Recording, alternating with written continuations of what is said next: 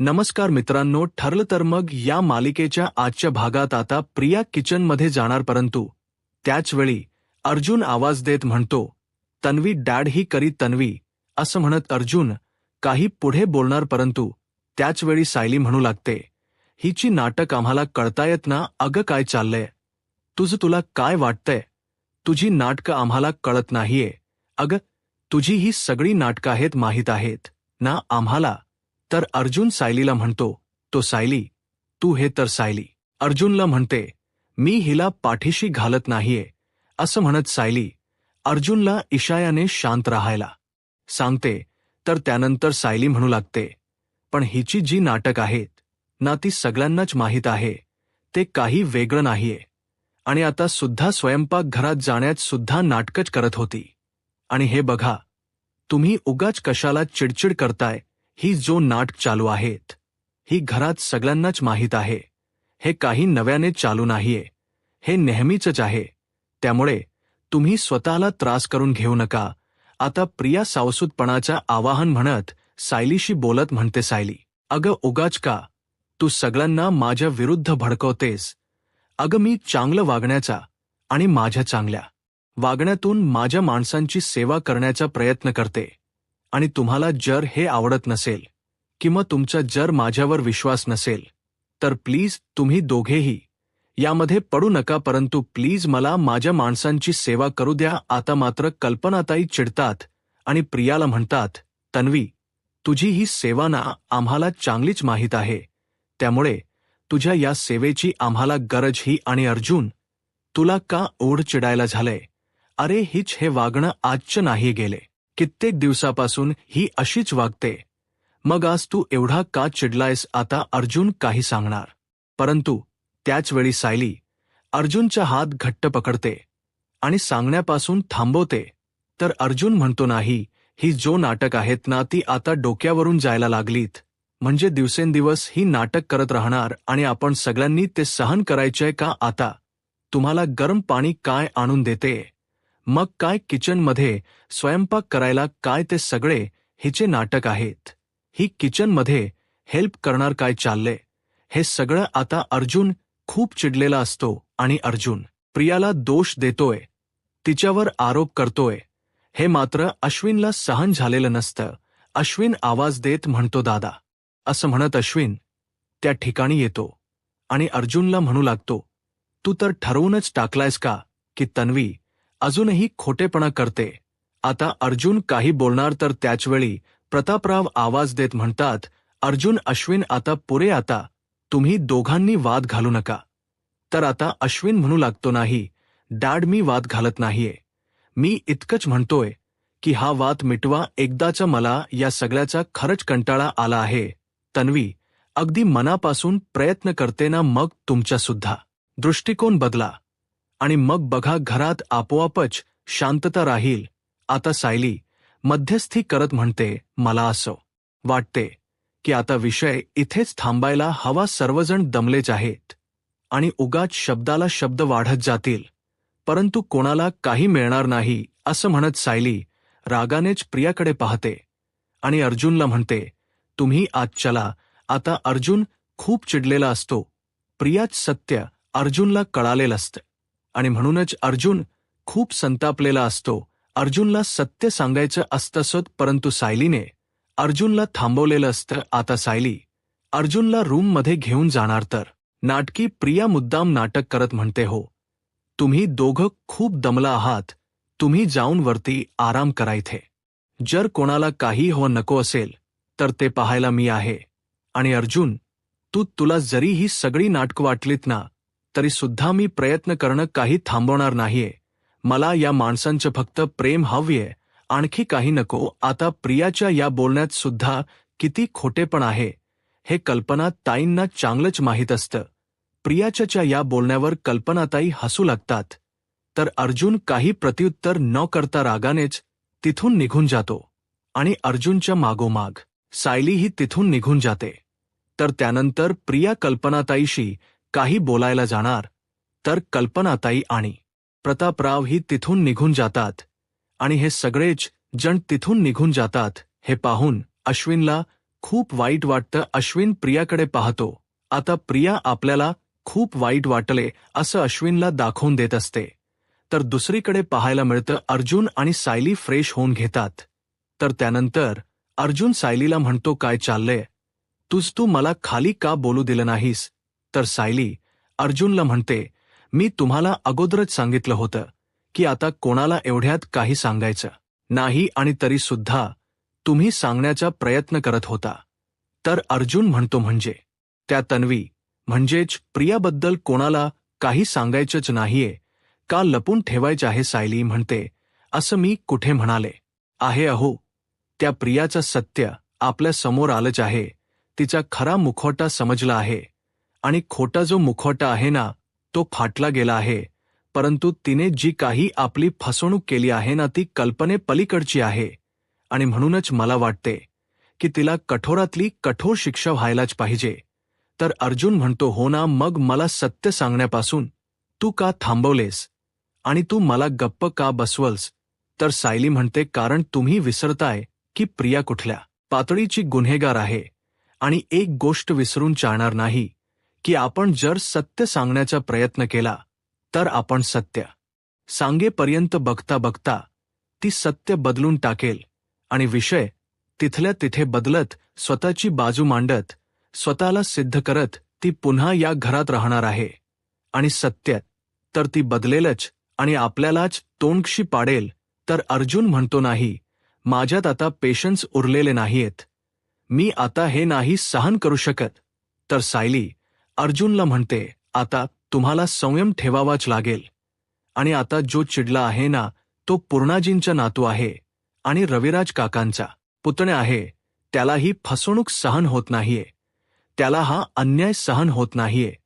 परंतु तुमच्यातला हा अर्जुन थोड या वेळासाठी तुम्ही बाजूला ठेवा आणि आता ॲडव्होकेट अर्जुन सुभेदार म्हणून विचार करा.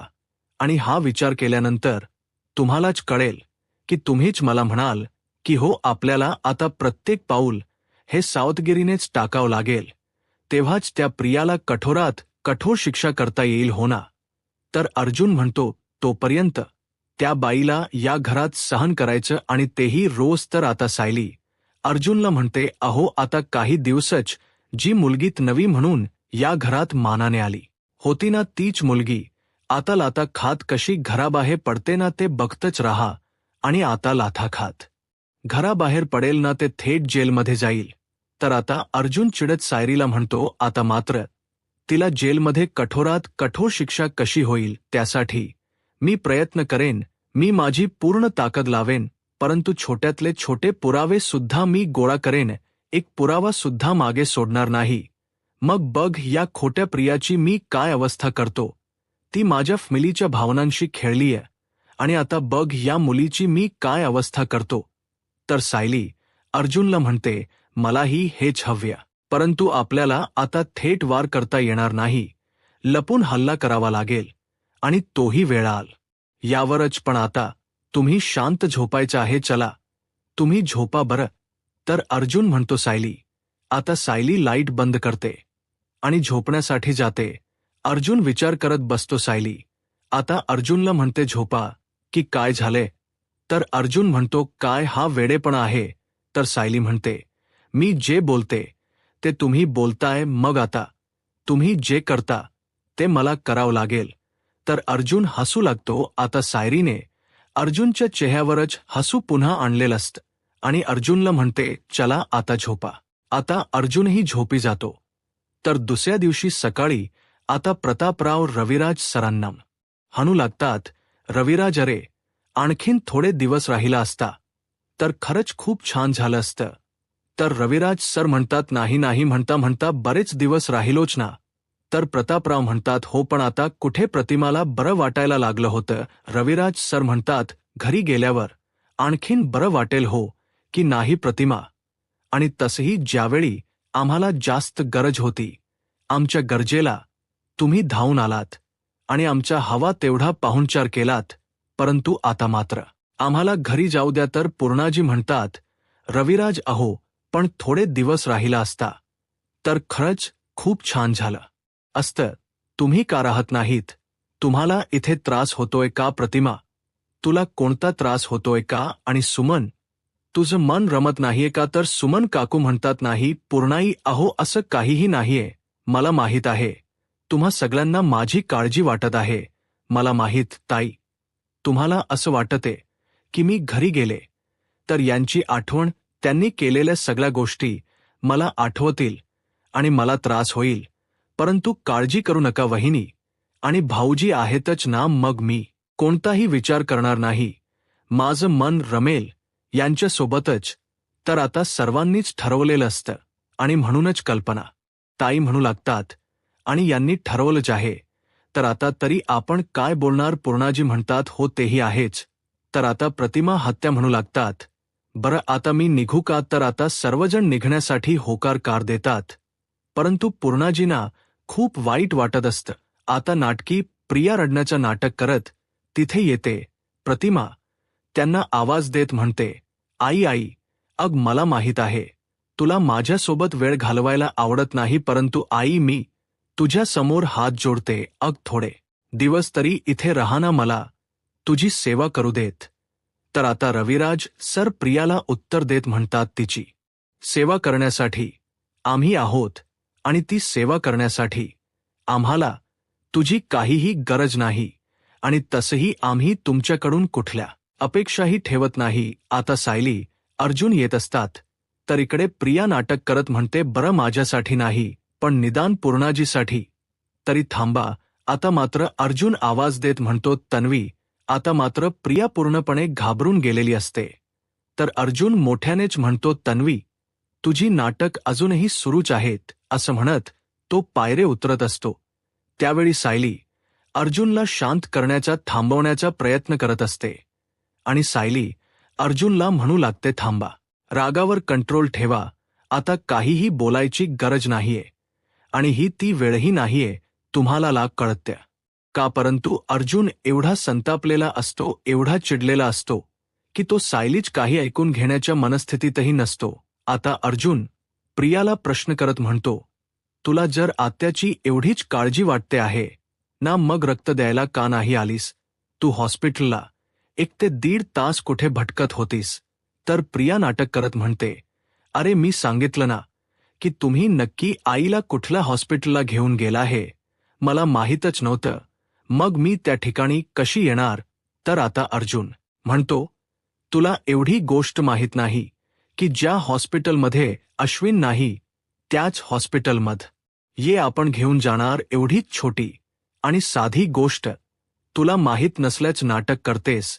तर प्रिय नाटक करत म्हणते, हो परंतु तो इतर हॉस्पिटलमध्ये व्हिजिटिंग डॉक्टर म्हणून सुद्धा जातो ना, त्यामुळे मला कसं कळणार की नक्की तुम्ही आईला कोणत्या हॉस्पिटलला घेऊन गेला?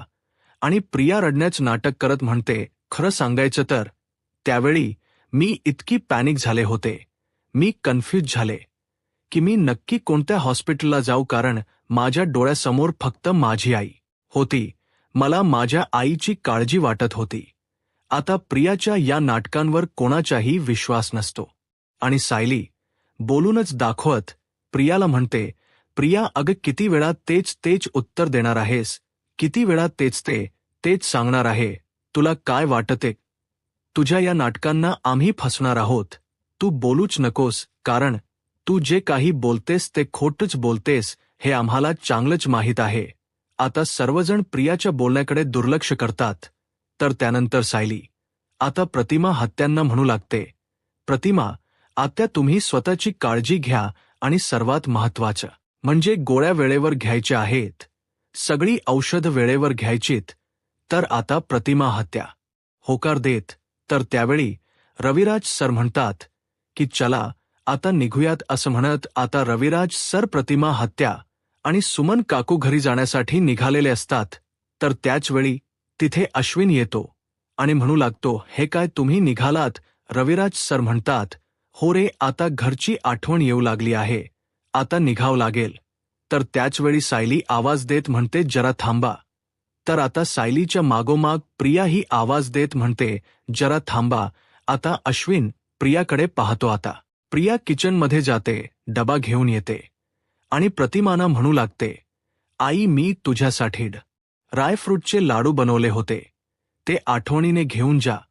तर आता कोणी प्रियाशी काही बोलत नाही. प्रतिमा आता त्या लाडू हातातही घेत नसतात. तर प्रिया म्हणू लागते, आई, माझा राग अन्नावर काढू नकोस, आणि तुला आता बरं नाहीये. तुला पौष्टिक लाडू वगैरे खाण्याची गरज आहे, आणि म्हणूनच मी तुझ्यासाठी स्वतःहून हे लाडू बनवले आहेत. रोज एक लाडू खा, आणि आठवणीने माझी आठवण मात्र काढ आई. माझ्यावर विश्वास ठेव, मी खरंच तुझ्यासाठी प्रेमाने हे लाडू बनवले आहेत, आणि मला खात्री आहे एक ना एक दिवस या घरातूनच तुला सांगितलं जाईल की मी आता बदलले आहे, आणि मग मात्र तुमचा माझ्यावरचा राग जाईल. असं म्हणत प्रिया बोलण्याचा प्रयत्न करत असते. तर रविराज सर प्रियाची बोलती बंद करत म्हणतात, तुझ्या आजच काही मला माझ्या घरात घेऊन जायचं नाहीये. आता अश्विनला खूप वाईट वाटतं, कारण प्रियाचा हा खोटेपणा अश्विनला मात्र खरा वाटत असतो. अश्विनला वाटत असतं की खरंच प्रिया बदलली आहे, आणि प्रियावर विश्वास ठेवत अश्विन रविराज सरांना म्हणतो, रविराज काका, अरे आता तरी तन्वीवर विश्वास ठेवा. खरंच ती बदलली आहे. हे लाडू खरंच तिने अगदी प्रेमाने तिच्या आईसाठी बनवलेत, पण ते फक्त तन्वीने बनवलेत. म्हणून तुम्हाला घेऊन जायचे नाहीत का? तर प्रिया म्हणू लागते, मला तरी असं वाटते की यांना वाटत असेल की या लाडवामध्ये मी काहीतरी विष वगैरे मिसळल असेल. असं म्हणत आता प्रिया डबा उघडते आणि त्यातील एक लाडू खायला घेते. आता प्रियाची नाटक सगळ्यांना चांगलेच माहीत असतात, परंतु कोणी काहीच बोलत नाही. प्रिया लाडू खाऊन दाखवते आणि म्हणू लागते, आई, बघितलं ना, मी याच्यात काही मिसळलं नाहीये. अगं आई, तुला त्रास होईल असं यात काहीच नाहीये. तुमचा विश्वास नाहीये का माझ्यावर? मी दुसरा लाडू खाऊन दाखवू का? आता मात्र प्रिया नाटक करायला दुसरा लाडू हातात घेणार, परंतु त्याच वेळी प्रतिमा आत्या म्हणू लागतात, नाही, नको दे इथे. असं म्हणत प्रतिमा आत्या तो डबा घेतात. तर आता सायली म्हणू लागते, प्रतिमा आत्या, मी सुद्धा तुमच्यासाठी काहीतरी बनवलं आहे, आणि तेही तुमच्या आवडीचं. असं म्हणत आता सायली भल्या मोठ्या डब्यातून डब्बा भर नारळवडी बनवून प्रतिमा आत्यांना देते. प्रतिमा आत्या म्हणतात, नारळवडी, नारळाच्या वड्या तर मला खरंच खूप आवडतात. असं म्हणत प्रतिमा आत्या खुश होतात, डबा घेतात, पिशवीत भरून आता सर्वजण निघालेले असतात. रविराज सर म्हणतात, चला आता निघूयात. असं म्हणत प्रतिमा आत्या सायरीने बनवलेल्या नारळवड्या घेऊन निघालेले असतात. तर प्रिया आवाज देत म्हणते, आई. असं म्हणत ती तिथे असणारा तिने बनवलेल्या लाडवाचा डबा हातात घेते आणि म्हणू लागते, आई बाबा, तुम्हा दोघांच वागणं बघून मला तरी असं वाटते की आता माझं माहेर कायमच तुटलं आहे. असं म्हणत प्रिया रडण्याचं नाटक करते. तुझ्या मनात माझ्याबद्दलच प्रेम उरलं नसेल वाई, पण तुझ्याबद्दल मात्र माझ्या मनात खूप प्रेम आहे. लवकर ब्री हो. असं म्हणत प्रिया प्रतिमा आत्यांच्या हातामध्ये तो डबा देते. प्रतिमा आत्या तो डबा घेतात आणि सर्वांचा निरोप घेत आता संपूर्ण किल्लेदार कुटुंब त्यांच्या घरी जाण्यासाठी निघालेलं असतं. आता अर्जुन रागानेच तिथून निघून जातो. प्रियाची ही नाटकं अर्जुनला सहन होत नसतात. आता चिडलेल्या अर्जुनला शांत करण्यासाठी सायली रूममध्ये येते आणि म्हणू लागते, तुमचा धीर सुटत चाललाय का? तुम्हाला आता सुद्धा सगळ्यांना खाली सांगायचं होतं ना की प्रिया ही खरी तन्वी नाही हो. तुम्हाला किती वेळा मी समजावलं आहे, एवढं समजावून सुद्धा तुम्ही शांत का होत नाहीत?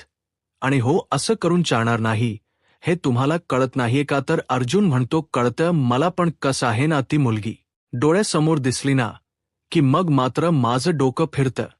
तर सायली अर्जुनला म्हणते, मग डोकं शांत ठेवायचं, कारण जोपर्यंत हातात पुरेसे पुरावे नाहीयेत तोपर्यंत आपण काहीच बोलू शकत नाही, आणि जर आपण काही बोललो तर आपणच फसू, कळतं ना तुम्हाला? तर अर्जुन सायलीला म्हणतो, आपल्याकडे ब्लड रिपोर्ट आहेत ना, मग ते आपण कोर्टात दाखवू शकतो.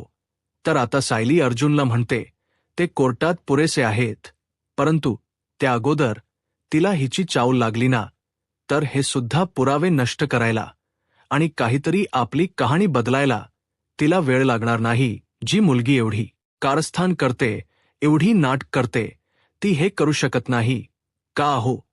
तुम्ही तुमच्या कोर्टाच्या केसमध्ये किती संयम बाळगता, किती पुरावे गोळा करता, आणि त्यानंतरच तुम्ही कोर्टात तुमचं म्हणणं मांडता, आणि त्यावेळी कुठेतरी ती केस तुमच्या हातात आलेली असते.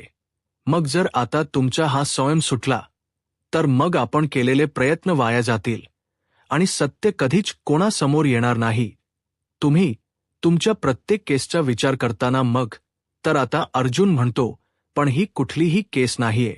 इथे पूर्ण सिनियर यांच्या भावनांचा खेळ झाला आहे, आणि इतकं सगळं होऊ नये त्या मुलीने कशाचीही किंमत ठेवली नाही. मग आता या मुलीवर कसा विश्वास ठेवायचा, आणि हे सत्य किती दिवस लपवून ठेवायचं? तर सायली म्हणू लागते, प्रत्येक गोष्टीची शहानिशा होईपर्यंत सत्य हे लपवावं लागतं.